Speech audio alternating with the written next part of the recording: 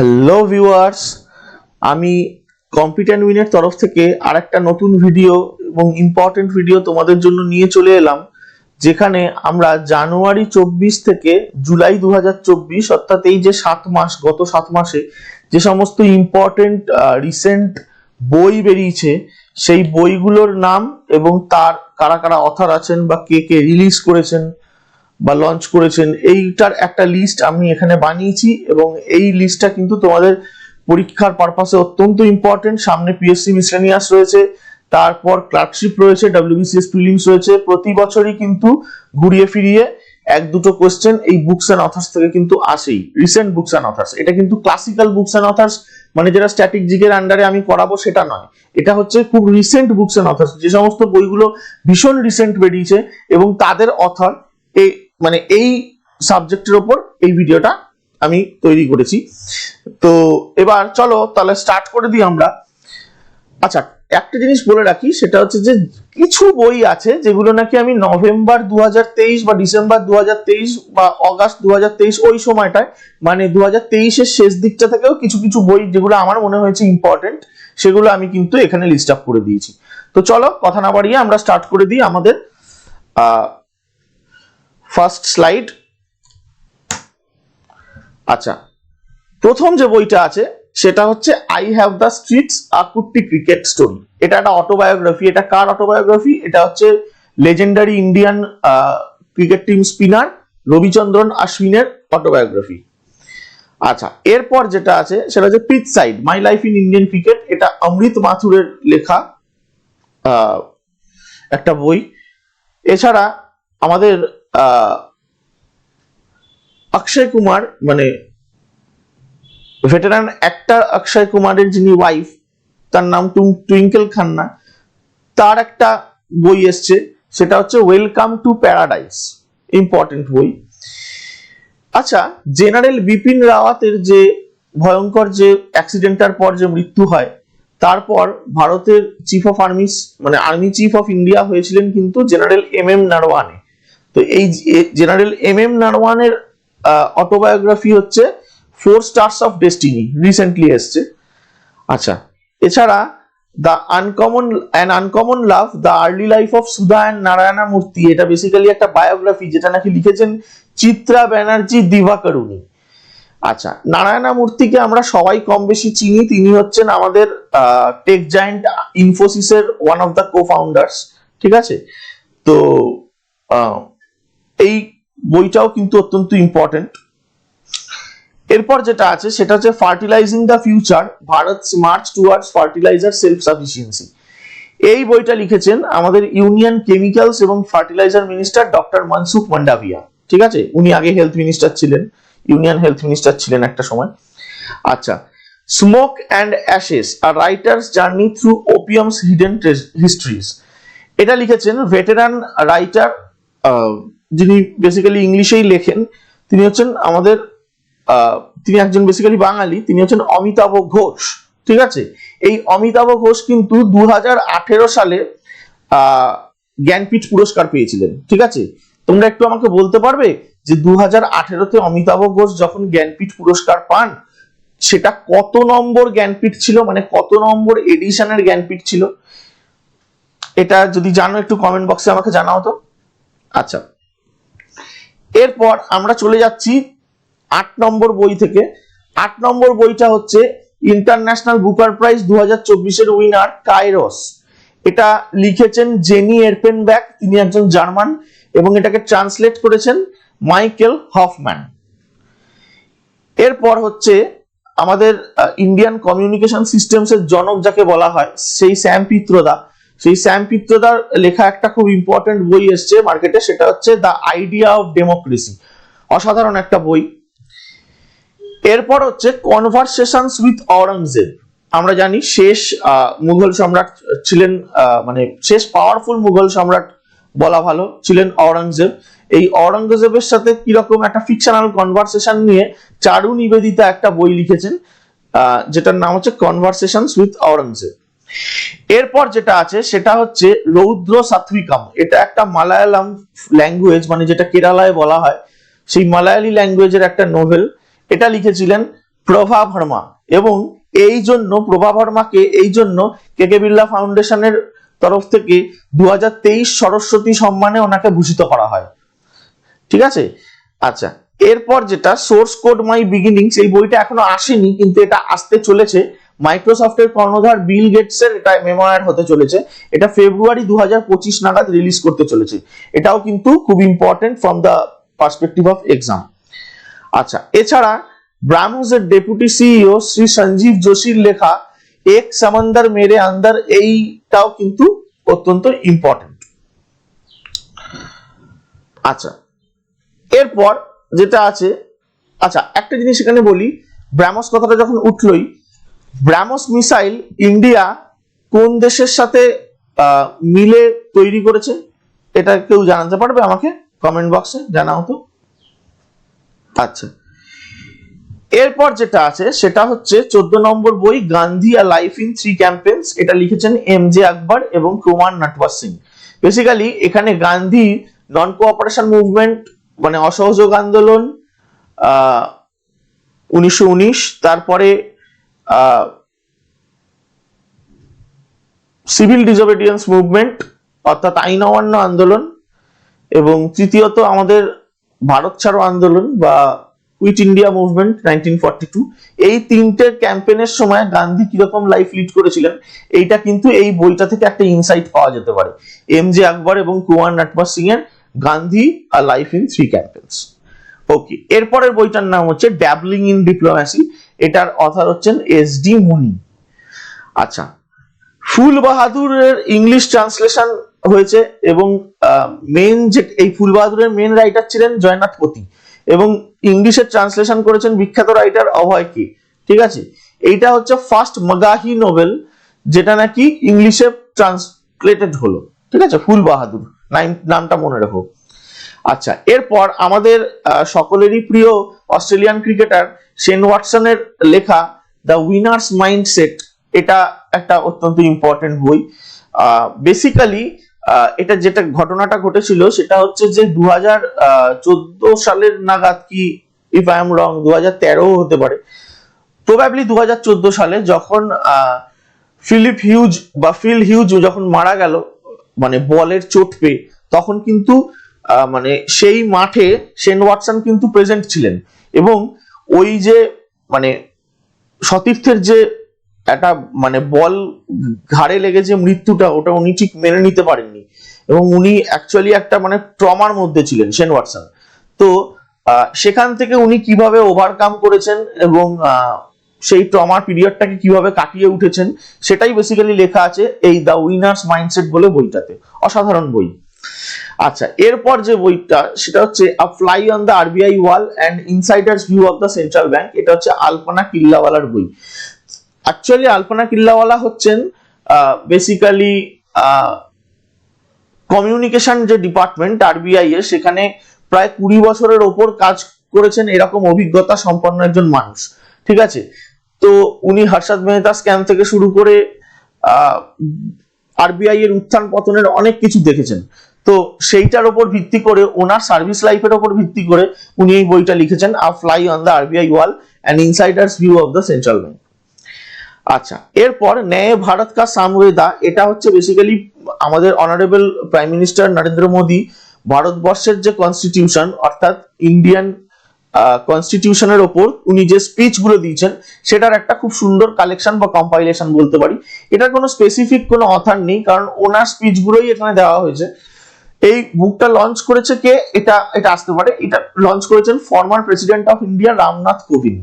আচ্ছা, তোমরা একটু আমাকে বলতে পারবে বর্তমানে ভারতবর্ষের প্রেসিডেন্টের নাম কি এবং তিনি ভারতবর্ষের কত নম্বর প্রেসিডেন্ট? কমেন্ট করে জানাও তো। আচ্ছা, এরপরের যে বইটা সেটার নাম হচ্ছে breaking the mould, reimagining India's economic future. এটার অথর ছিলেন former RBI governor Raghuram Rajan এবং রোহিত লাম্বা, মানে বেসিক্যালি দুজন মিলে জয়েন্টলি লিখেছেন এই বইটা, breaking the mould, reimagining India's economic future. এবার 20টা বই আমাদের হয়ে গেল, আমরা এবার 21-এ যাব। তো 21 নম্বর বইটার নাম হচ্ছে democracy in retreat, revisiting the ends of power. এটা লিখেছেন অশ্বানী কুমার। ইয়াদে ইয়াদে অর ইয়াদে, এই যে বইটা, এই বইটা লিখেছেন পুষ্পা ভারতী। এই বইটার জন্য পুষ্পা ভারতী 2023-এর ব্যাস সম্মানে ভূষিত হয়েছেন। ব্যাস সম্মানও মানে ব্যাস সম্মান ও সরস্বতী সম্মানের মতোই কে কে বিড়লা ফাউন্ডেশনই দেয়, ঠিক আছে। মেনলি তিনখানা ইম্পর্টেন্ট পুরস্কার, একটা হচ্ছে জ্ঞানপীঠ, একটা হচ্ছে ব্যাস সম্মান, একটা হচ্ছে সরস্বতী সম্মান, ঠিক আছে।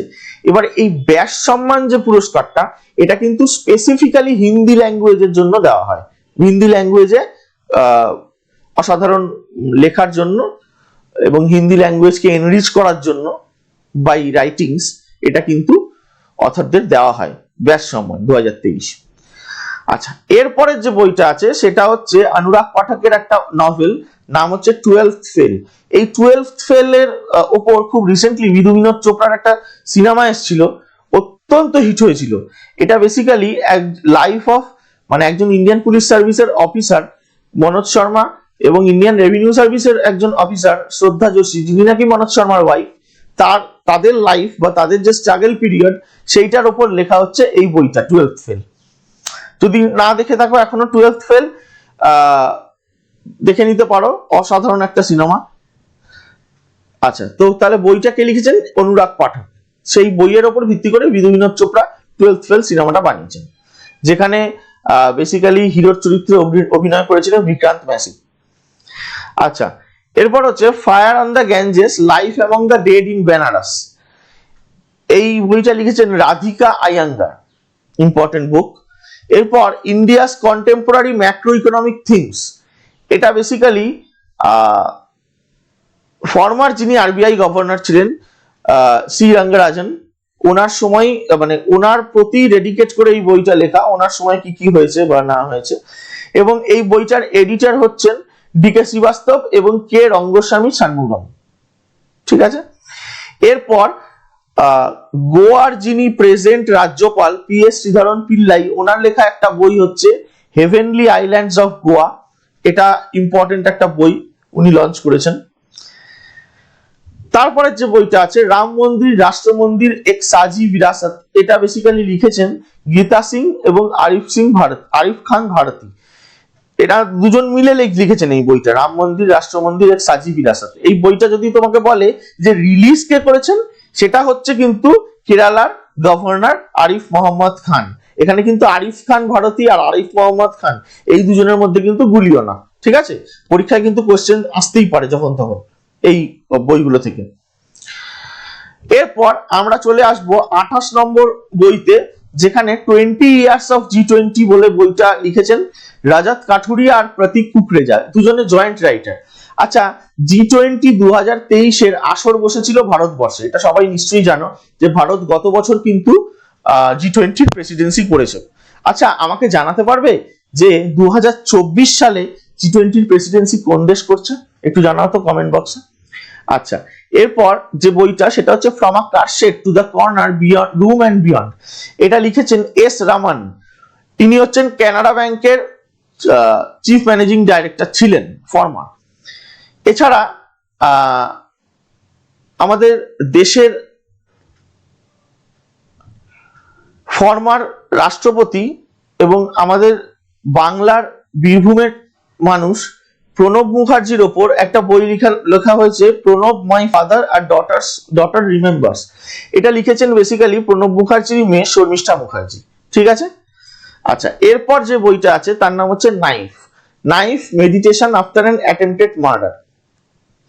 এটা লিখেছেন সালমান রুশদি ওপর 2022 সালে একটা ছুরি নিয়ে বিরাট হামলা হয়, ঠিক আছে। এতে ওনার একটা চোখও নষ্ট হয় সালমান রুশদি সাহেবের। তো সেই ঘটনাটার উপর ভিত্তি করে উনি নাইফ ছবিটা মানে নাইফ বইটা লিখেছেন। আচ্ছা, এই সালমান রুশদি কিন্তু 1981 সালে বুকার প্রাইজ পেয়েছিলেন, ইন্টারন্যাশনাল বুকার প্রাইজ। কোন নভেলের জন্য পেয়েছিলেন? Midnight children. আচ্ছা, মিডনাইট চিলড্রেন তো না হয় সালমান রুশদির লেখা, মেনে নিলাম। মিডনাইট সামার্স ড্রিম কার লেখা? এটা একটু বলতে পারবে? কমেন্ট বক্সে জানাও তো।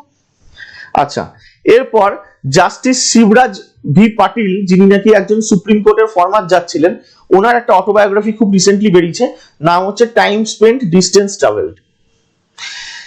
এরপর যে বইটা তার নাম হচ্ছে G20@2023 the road map to Indian presidency, মানে ইন্ডিয়া যে G20 যে প্রেসিডেন্সিটার ভার নিয়েছিল ভারতবর্ষ, তো সেখানে কি কি হয়েছে, তার কি কি রোড ম্যাপ সেট করা হয়েছে, এইটা হচ্ছে ভি শ্রীনিবাসের লেখা একটা বই।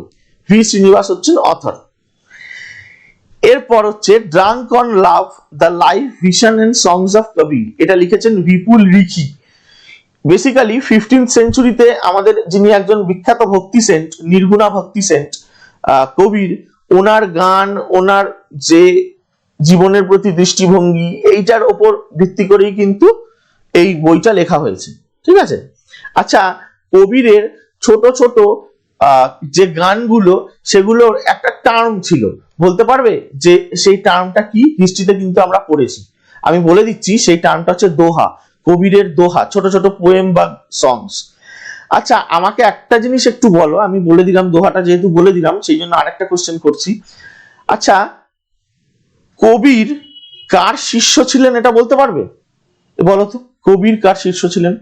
মানে আরেকজন বিখ্যাত মানে ভক্তি সেন্টের উনি শিষ্য ছিলেন, তো সেই ভক্তি সেন্টের নাম কি, এটাই আমি জানতে চাইছি, কমেন্ট বক্সে লিখে জানাও তো। আচ্ছা, এরপর হচ্ছে আসামস ব্রেভার্ট লাচিত বরফুকান, এই বইটা লিখেছেন অরূপ কুমার দত্ত। আচ্ছা, লাচিত বরফুকান যিনি, তিনি হচ্ছেন বেসিক্যালি আসামের 17th সেঞ্চুরির একজন বিখ্যাত ওয়ারিয়ার, এবং উনি প্রচুর মানে মুঘলদের অ্যাটাক, যেটা ওই সময় হতো, মুঘলদের অ্যাটাক প্রচুর পরিমাণে প্রতিহত করতে পেরেছিলেন, ঠিক আছে, এবং যথেষ্ট বীর একজন যোদ্ধা ছিলেন লাচিত বরফুকান। ওনার ওপরই লেখা হচ্ছে এই আসামস ব্রেভার্ট লাচিত বরফুকান, এটা লিখেছেন অরূপ কুমার দত্ত। ওকে, আমরা প্রায় একদম শেষের দিকে চলে এসেছি। এবার 36 নম্বর যে বইটা আছে সেটা হচ্ছে সোয়ালোইং দ্য সান, এটা বেসিক্যালি ইউএন এর ভূতপূর্ব assistant secretary general doctor Lakshmi Murdeshwar পুরীর লেখা। এরপর হচ্ছে কোড ডিপেন্ডেন্ট যে বইটা, সেটা হচ্ছে মধুমিতা মুরগিয়ার লেখা। এটা basically women's prize for non fiction, যেটা নাকি এবছর থেকেই দেওয়া হচ্ছে, তার জন্য শর্টলিস্টেড হয়েছিল। আচ্ছা, তারপর হচ্ছে India the road to renaissance, a vision and an agenda, এটা লিখেছেন ভীমেশ্বর ছাল্লা, ঠিক আছে, বিখ্যাত বই। আচ্ছা, এরপর হচ্ছে just a mercenary notes from my life and career, এটা নিজের লাইফ এবং নিজের কেরিয়ার থেকে এই বইটা লিখেছেন আরবিআই এর আরেকজন ফর্মার গভর্নর ডুবুরি সুব্বারাও, ঠিক আছে, বা ডি সুব্বারাও। ইন্ডিয়াস মুভমেন্ট এবং আজকের লাস্ট বই changing power equations around the world, এই বইটা লিখেছেন মোহন কুমার। এই বইটা লঞ্চ করেছিলেন আমাদের foreign affairs minister S Jaishankar, ঠিক আছে, ইন্ডিয়ার। তো বেসিক্যালি এই যে বইটা লঞ্চ করেছেন এস জয়শঙ্কর, মানে সেটা নামটা কি? তাহলে নামটা হচ্ছে India's movement changing power equations around the world. Okay, একটা জিনিস বলে দিচ্ছি, যেটা হচ্ছে যে এই যে পিপিটিটা যেটা আমি এখন প্রেজেন্ট করলাম, সেটার তোমরা পিডিএফ লিংক ভিডিও ডেসক্রিপশন বক্সে পেয়ে যাবে, অ্যাজ মানে আগের গুলোতেও আমি যেরকম ট্র্যাডিশনটা করেছি সেটা এখনো বজায় রাখবো। পিডিএফটা ইজিলি পেয়ে যাবে, ডেসক্রিপশন বক্সে লিংকে ক্লিক করলেই পেয়ে যাবে। অনেকে বলো যে পিপিটিটা স্যার দিলে ভালো হতো বা পিডিএফটা দিলে ভালো হতো, তাদের প্রত্যেকের কথা ভেবে আমি পিডিএফটা কিন্তু আমার ভিডিও ডেসক্রিপশন বক্সে দিয়ে দিচ্ছি, ঠিক আছে। তো পড়তে থাকো, লড়াই করতে থাকো, জয় তোমার হবেই। তাহলে আজকের মতো থ্যাংক ইউ। চ্যানেলটা ভালো লাগলে লাইক করো, মানে চ্যানেল এবং ভিডিও দুটোই ভালো লাগলে লাইক করো, কমেন্ট করো, বন্ধুদের মাঝখানে শেয়ার করো, চ্যানেলটা সাবস্ক্রাইব করে দাও, নোটিফিকেশনের বেল আইকনটা প্রেস করে দাও, যাতে নাকি এরকম ভালো ভালো ভিডিও যেগুলো আমরা তোমাদের জন্য আনবো, সেগুলো তোমরা ফার্স্ট নোটিফিকেশন, প্রথম নোটিফিকেশনটাই যাতে তোমাদের কাছে চলে যায়, ঠিক আছে, টাইম টু টাইম যাতে তোমরা নোটিফিকেশনটা পেয়ে যাও, ঠিক আছে। তো সবাইকে আমার তরফ থেকে থ্যাংক ইউ। ধন্যবাদ।